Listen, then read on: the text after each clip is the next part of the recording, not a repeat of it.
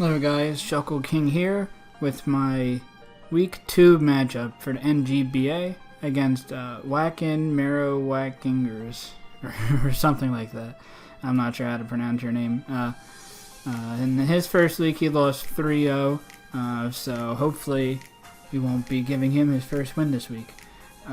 So looking at his team, as you can see there in the corner, his threats from the most threatening to least threatening are Circuitry, Mega Sableye, Scolipede, Blaziken, Honchcrow, Starmie, Goodra, Alolan Ninetales, Steelix, Roserade, and Alomomola. And honestly, going into this matchup, I thought I got a really good matchup. Circuitry can certainly be annoying to my team, especially if it gets a +1 up. Mega Sableye is also very annoying, even though I do have 2 fairies on my team to take it on very well. Scolipede can set up very quickly and sweep, but Fortress is such a good response to it. And other than that, I don't really think a whole lot on this team is terribly threatening. Goodra can be physical or special. Aurora Veil would certainly be annoying.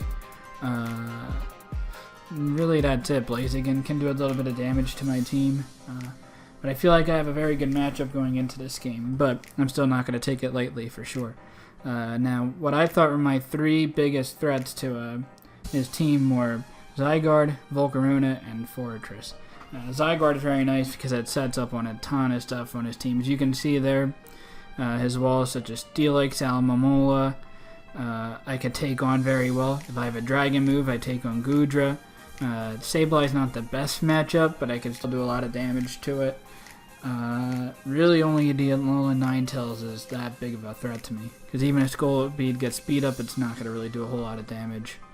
So I want to really make sure I can sweep at Zygarde is the biggest goal here. Volcarona is also very good against this team. It gets shut down by Goodra, like really hard, but if I can get that weekend, it can also be a huge threat. Scolipede can also be annoying if it has Protect and it outspeeds, say, a +1.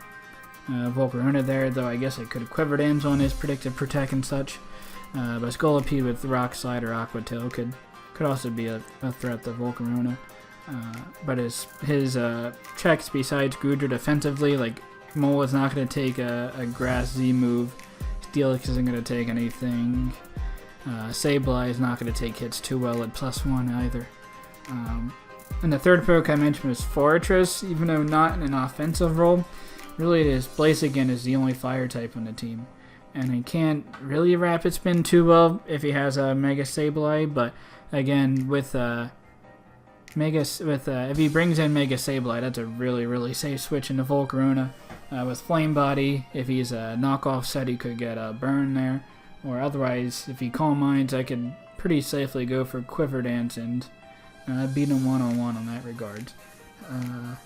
But otherwise, besides Blaziken and Mega Sableye, Fortress is very nice. It could take on Scolipede. Really not a problem. It could take on Ninetales, but not too much of a problem.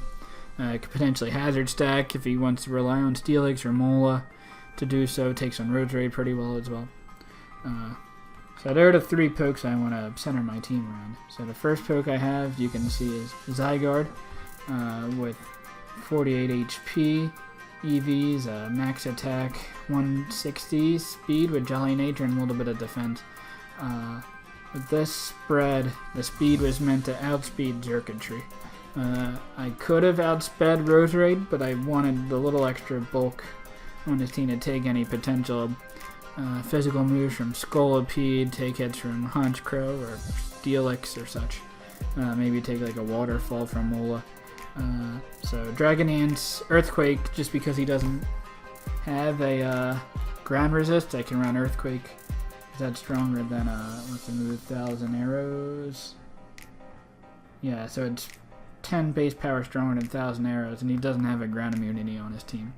He could run Air Balloon. I don't know if Air Balloon works with 1,000 Arrows or not. I could probably look that up. But Extreme Speed is good. At +1, you're going to hit a lot of his more frail or faster things like Ninetales, like Honchcrow, like Scolipede, and such. And substitutes there, I guess, in case for a a Will-O-Wisp from Mega Sableye, if a Steelix wants to go for Toxic, if he has Sturdy, if a Mola wants to go for Toxic. So Zygarde's really there to, it could really middle game or even late game sweep if his defensive walls are damaged a little bit, but even if it's not, I can hopefully substitute in Dragon Dance and sweep in that regard. Next poke I have is Volcarona, U-turn, Fiery Dance, Bug Buzz, Quiver Dance. The same speed to outspeed Xurkitree. With this special attack investment, at +1 I Oko Mega Sableye, and I kill Mola too with a Bug and EMZ Bug Buzz.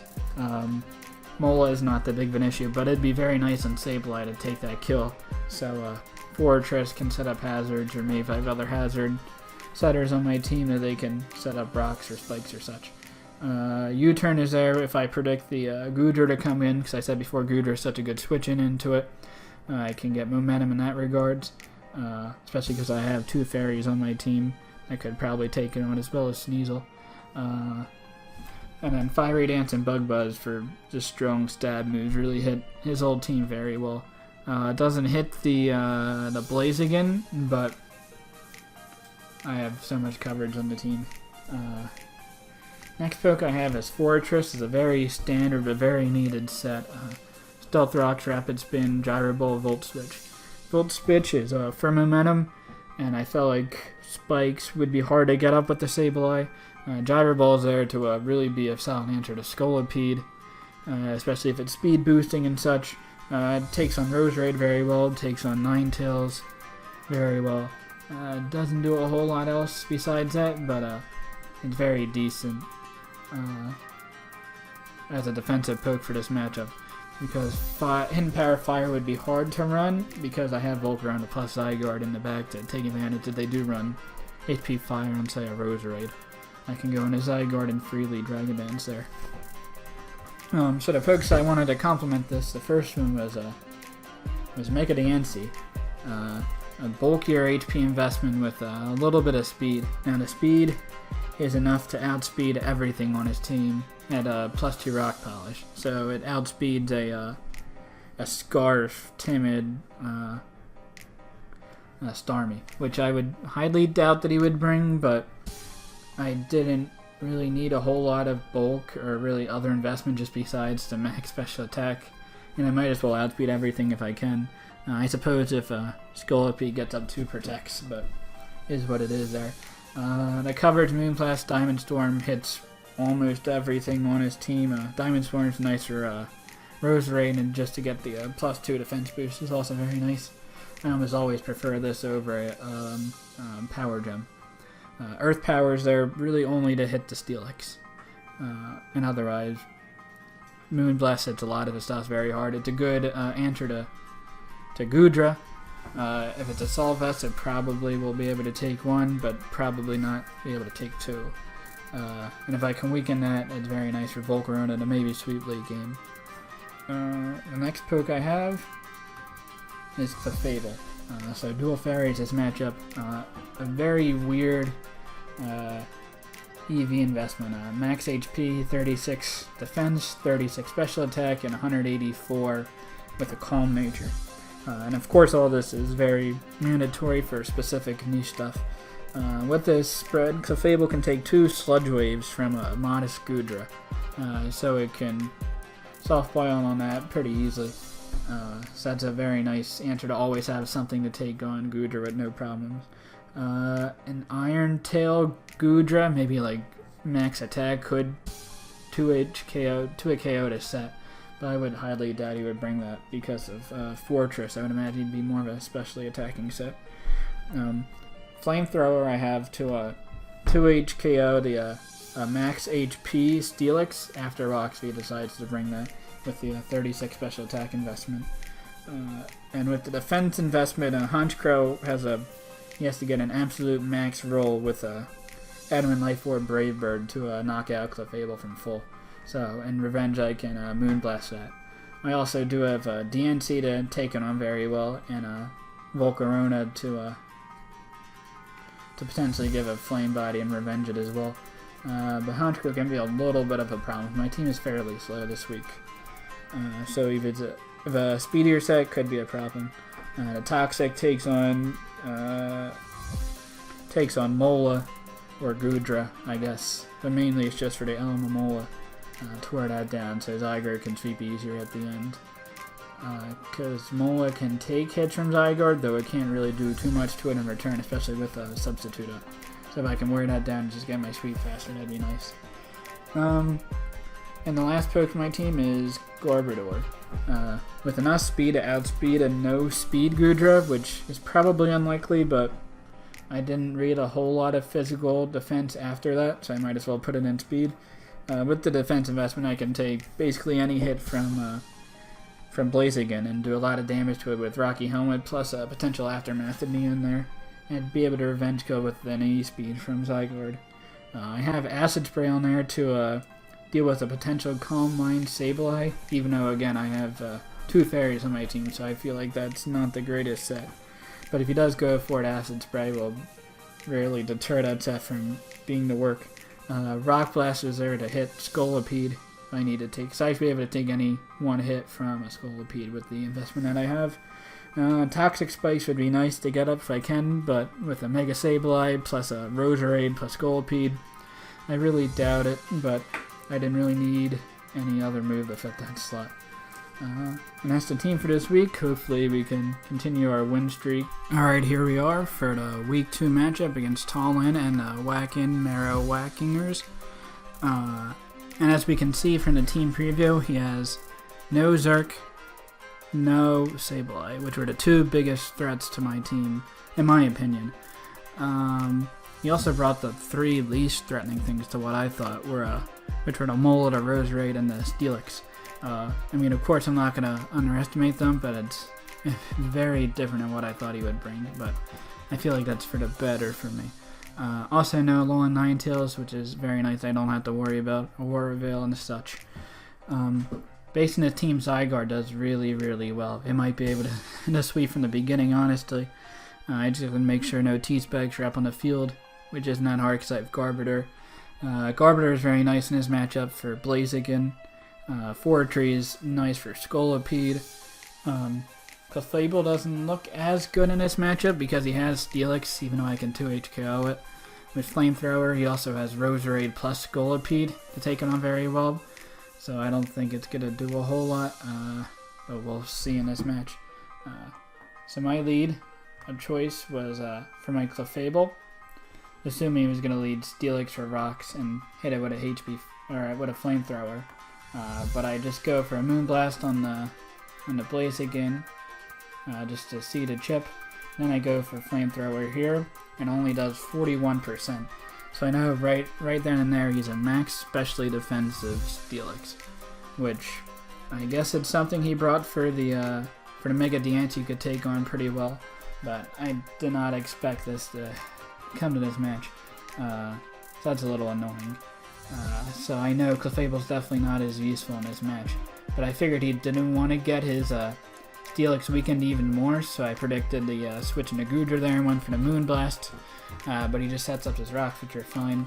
I'm going to predict a switch again, because again, Clefable's not the most important thing in this matchup, and he does go into Gudra, assuming I'll have to go for the Flamethrower again, but again, from this damage, I can see it's a max specially defensive Assault Vest Gudra. Man, he was really afraid of Mega Dancing in this matchup, and I guess Clefable to an extent too. So he really has good checks to those, which means he has not as good checks to Zygarde. As we can see here, Sludge Wave only does 31%, so he definitely has no special attack investment from that damage. So I can safely beat this one-on-one, just keep going for Moonblast and making sure I stay healthy. I'll be probably at around 75% when this is all said and done, but he does decide to switch out and go on a Mola, which is really, really nice. And from this damage, I can even see that he has special defensive investment on his Mola as well. I'm pretty sure it's not max, but he definitely has special defenseman investment there, which is just crazy. So I am able to get the Toxic off, which is very, very clutch, as we'll see later on in this match. But assuming he's going to wish into the Steelix, I'm going to go for the Flamethrower, knowing it's not going to take it out, but do a lot to it.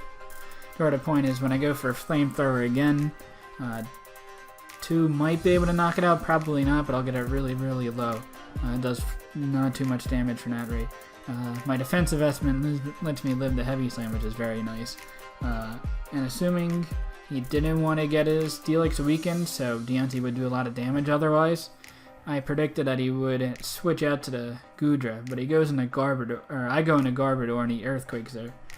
Which is a fine play on his part, because I have no ground resist, so I guess it was fairly safe. He was sacking off the Steelix to go for this play.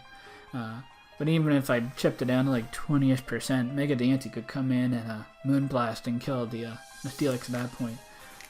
So that's unfortunate. Garbodor couldn't do a whole lot of just taking that bunch of damage, but he can do enough where he can still take a Flare Blitz from a Blaziken and do a lot of damage to it. So I decided to save it and go in a very reliable switch into Fortress. As Fortress can still handle Scolipede with the amount of HP it's at right now. And at this point, I assume I go for Rocks. I do, yes, just to get more chip on that Scolipede and such. I kind of figured he would go for the Flamethrower here, which was a good thing for my part. Yes, I do lose a very good counter to Scolipede, but this means I have a free switch into my Mega Deontay. And really nothing on his team can take a hit for Mega Deontay too well, especially if I Rock Polish here. But I want to make sure I get the Steelix weakened. So that's why I go for the safe Moonblast, knowing that at this range a Earth Power can easily knock it off. I'm assuming that he thought I wouldn't have Earth Power here. But losing that Steelix was pretty huge for his part. He has really no answers for the fairies at this point, besides maybe like a fast Roserade Scarfed. So I went in, sacked the Clefable because it really didn't have a whole lot of use in this match, based on what I saw. And I figured Volcarona was pretty safe to Quiver Dance here. And I figured I would do a lot of damage with a +1 Bugnium Bug Buzz to Goodra at this point. And I could also do a lot of damage to the Blaziken in conjunction with Garbodor. He knocks me out with Hidden Power Rock. That means I know, obviously, he doesn't have Hidden Power Ice, which is the whole point of me drafting this team of Zygarde plus Volcarona. So I can go into Zygarde here and pretty safely go for the Dragon Dance. And as we can see here, his Giga Drain does not do a ton, so I'm pretty safe to go for another Dragon Dance at this point. He's going to go into Blaziken, assuming that I would sack it off and go for an Earthquake. But I did want to get a second speed boost, also to ensure that I would outspeed a +1 Scolipede. He could also go for the +2, but that would only be a 1 out of 3 chance happening. So it's in my favor that I would still handle Scolipede 101 there. I sub here just to whittle down the mole as much as I can with Toxic. And he has Ice Beam. I did not expect this at all, so it was really clutch that I got that Toxic on Molo early on, because Zygarde probably wouldn't be able to handle the Zygarde, or to handle on the Molo as well here. I could weaken it a ton with Earthquake, but it still doesn't do a lot. And as we can see here, we can see how much damage it does. I go for the sub actually, just to whittle it down with Toxic as much as I can. He goes for a Wish, which is a fine play, but it gives me really a free Earthquake and does about half. So he would have been at about 50%, and then from there, Mega Deontay, even if he killed me with an Ice Beam there, could do a lot of damage. I'm not even sure if Ice Beam could kill from where I was at with Zygarde, with the little bit of HP investment that I had. But it's really a losing battle at this rate. With this Mola, he can try to protect stall it, switch out. You won't be able to do a whole lot of attack. It's really racking up. He's going to have to find a sack here, come in with Mola, break my sub with Ice Beam, sack a couple other things, bring it in, and hopefully he can kill me with Ice Beam in that range. So that's what pretty sure it's what he decides to do. He does. So he goes into Mola here, hoping to break my sub with Ice Beam. I crit with Earthquake here. Unfortunate on his part for sure, but I feel like I had the game regardless. At this point, it's just a sweep with Zygarde. I don't think he could have really done a whole lot at that point, because I could have subbed again with Zygarde, put it in a range where Earthquake would have taken it out, or he had to switch, and then he had to switch either to Roserade or Scolipede. And at that point, I'm pretty sure Mega Deontay could clean up the game there based on where its HP was at. It could take any hit from Roserade. or take any hit from Scolipede and win at that point. So good game, Tallinn. Solid 3-0 win, and hopefully we can continue this success throughout the season. See you guys next time. Later.